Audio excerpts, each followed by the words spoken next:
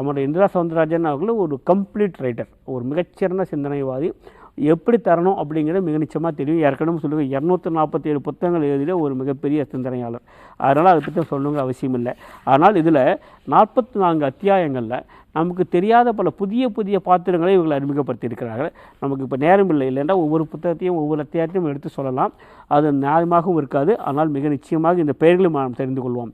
ஜடாசுரன், மணிமான், குபேரன் நமக்கு தெரியும். குபேரன் நிச்சயமாக எல்லாருக்கும் தெரிஞ்சிருக்கும்.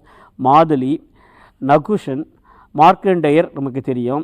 அரிஷ்டநேமி, காலநேமி, அத்ரி, அப்புறம் கல்கி, சித்திரசேனன், திரஸ்கரணி. இந்த பேரெல்லாம் புதுசாக இருக்கும். உள்ள படிக்கும்போது தான், இந்த புத்தகம் படிக்கும்போது தான் இவர்கள் தான் சொல்லியிருக்காங்கன்னு எனக்கு அப்போ தான் புரியவே வந்தது. மிக நிச்சயமாக அதெல்லாம் படிக்க வேண்டிய புத்தகம் தான். மாயதைத்தர், முத்கலர், ஊர்மிளன், கோடிகாஷன், ஜெயத்ரதன் பலருக்கு தெரிந்திருக்கலாம்.